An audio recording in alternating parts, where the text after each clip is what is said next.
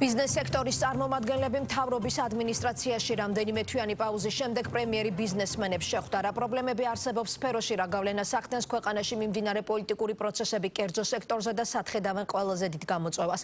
მთავრობის მეთაურთან შეხვედრაზე მივიდნენ ის ბიზნესმენებიც, რომლებიც ხელისუფლებისადმი კრიტიკულად არიან განწყობილები. შეხვედრას მთავრობის ეკონომიკური გუნდის წევრებიც ესწრებოდნენ. ბიზნესმენებმა ხელისუფლებას ყველაზე მთავარ პრობლემებზე მიაწოდეს ინფორმაცია და მათი გადაჭრის გზებზე ესაუბრნენ. ერთ-ერთ გამოწვევად პოლიტიკური არასტაბილურობა დასახელდა. განხილვის თემა იყო ეკონომიკური ზრდის ბოლო მაჩვენებლები, საერთაშორისო რეიტინგებში საქართველოს პოზიციონირება, დასაქმება კორუფციასთან საბრძოლოდ გადასადგმელი ნაბიჯები და სახელმწიფო უწყებებში ოპტიმიზაცია. ბიზნესმენებმა პრემიერ-მინისტრს საკუთარი ინიციატივებით შესთავაზეს, პრემიერისგან კი ეკონომიკის განვითარების გეგმა მოისმინეს.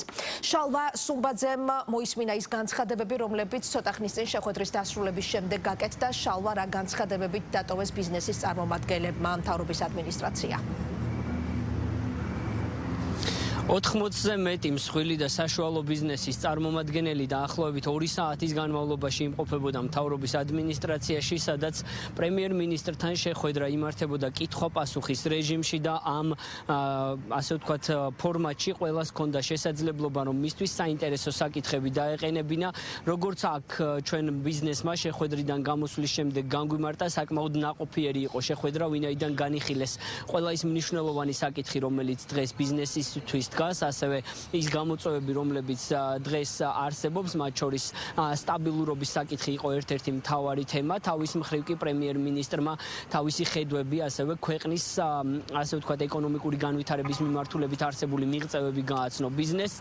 როგორც მთავრობის ადმინისტრაციის მიერ გავრცელებულ განცხადებაშია ნათქვამი, პრემიერმა ყურადღება გაამახვილა იმ ეკონომიკური ზრდის მაჩვენებლებზე, რომელიც ბოლო პერიოდის განმავლობაში საქართველოს გააჩნია და მან აღნიშნა, რომ ამ მიმართულებით მსოფლიოში საქართველოს პოზიციონირება კიდევ უფრო უნდა გაძლიერდეს, ასევე საუბარი შეეხებოდა დასაქმების გაზრდილ მაჩვენებლებს და უმუშევრობის შემცირებას, ასევე ხელფასების საშუალო ხელფასის ზრდის ნაწილს და ამ მიმართულებით ბუნებრივია საკუთარ დიდი წვლილი აქვს ბიზნეს სექტორს და ეს ერთ-ერთი განხილვის მთავარი თემა იყო მაკროეკონომიკური პარამეტრები, რაც სტაბილურობას დიდწილად უკავშირდება. ეს არის ლარის კურსი, ასევე ინფლაციის დაბალი მაჩვენებელი ბოლო პერიოდში იყო ერთ-ერთი მთავარი განხილვის თემა, ასევე რაზეც პრემიერ-მინისტრმა ისაუბრა და კორუფცია, რომელიც ერთ-ერთ პრიორიტეტად დასახელდა კორუფციის შემცირება, რათა ეს მაჩვენებლები კიდევ უფრო გაიზარდოს. თავის მხრივ, როგორც ბიზნესმა აღნიშნა, უკვე გითხარით გამოსვლის შემდეგ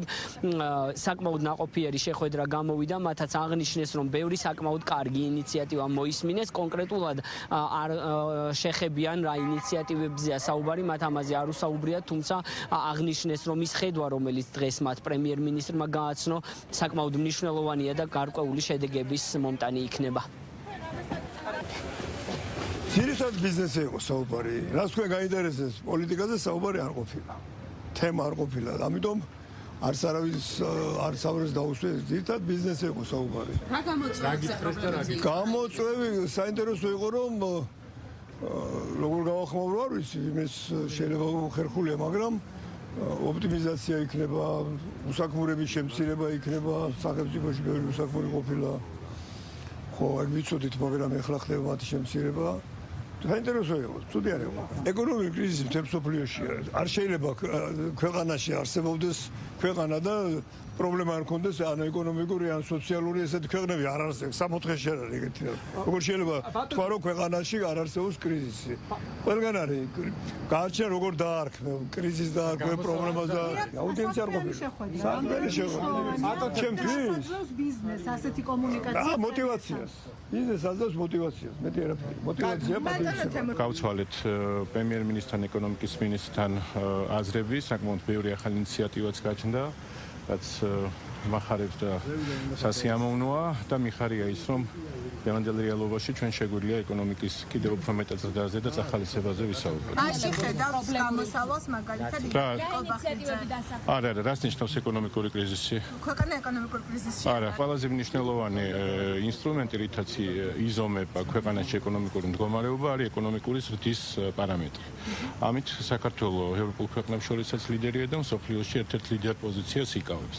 ამიტომ ამიტომ ეს შემიძლია ვკითხათ, რომ ეს არის ის პარამეტრი, რომელშიც სოფლიოში ყველა ქვეყანა იყენებს როგორც ეკონომიკის საზომ ერთეულს. საკითხები იყო ეკონომიკაში მიმდინარე პროცესებთან დაკავშირებით. ძირითადად იყო ვითარებაზე და პროგნოზებთან დაკავშირებით. საუბარი იყო თუ რა გზით შეიძლება გაიზარდოს ეკონომიკა მაქსიმალურად. არის გამოწვევები და ეს გეგმა, რომელიც მან წარმოადგინა, აბსოლუტურად განსხვავდება წინა პერიოდის გეგმებისგან. მხედველობაში მაქვს ეკონომიკური განვითარება და ზოგადად ქვეყნის გამოწვევა. ზოგადად იყო აქ არის ენერგეტიკის მხარე, აქ არის ზოგადად დემოგრაფიის მხარე, ზოგადად ქვეყნის განვითარება და კურსი. სამშენებლო დეველოპერული სექტორი, მომსახურების სფერო, ასევე ნავთობიმპორტიორები, ღვინის მწარმოებლები საკმაოდ მრავალფეროვანია ჩამონათვალი იმ სექტორებისა, რომელიც დღევანდელ შეხვედრაზე იმყოფებოდა. პრემიერ-მინისტრის გარდა ამ შეხვედრას ბუნებრივია ესწრებოდა ეკონომიკის მინისტრიც, რომელმაც თავის მხრივ აღნიშნა, რომ ის აუდიენცია, რომელიც არსებობს კერძო სექტორსა და მთავრობას შორის არის ძალიან მნიშვნელოვანი, რადგან სწორედ ამ მსჯელობის პერიოდში იბადება ის მნიშვნელოვანი ინიციატივები, რომლებიც სამომავლოდ ქვეყნის ეკონომიკურ განვითარებას ეხმარება. მარიამ ქრივიშვილმა განმარტა, რომ ამ ტიპის შეხვედრებისთვის მთავრობა სამომავლოდაც ღიაა და მზად იქნება, რომ ყველაფერი გააკეთოს იმისათვის, რათა ეკონომიკური მაჩვენებლები კიდევ უფრო გააუმჯობესოს.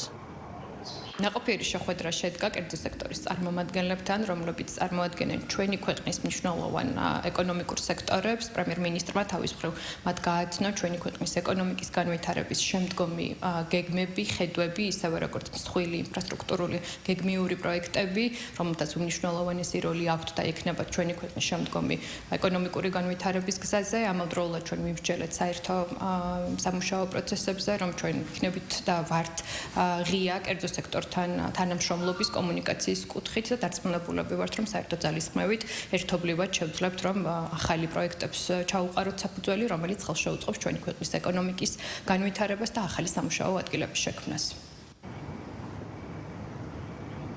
როგორც უკვე გითხარით, 80-ზე მეტი ბიზნესმენი, ასევე მთავრობის ადმინისტრაციაში ეკონომიკის მინისტრთან, ასევე პრემიერ-მინისტრთან ერთად 2 საათზე მეტ ხანს მსჯელობდა. ეს არ არის პირველი შეხვედრა, როდესაც მსგავსი მასშტაბების შეხვედრა მოხდა მთავრობასა და კერძო სექტორს შორის. მსგავსი ტიპის შეხვედრა დეკემბერშიც გაიმართა და როგორც უკვე მოვისმინეთ, ასევე დაანონსებულია, რომ მსგავსი ტიპის შეხვედრები სამომავლოდაც გაგრძელდება. მადლობა, შალვა სუმბაძე საუბრობდა პირდაპირ ეთერში.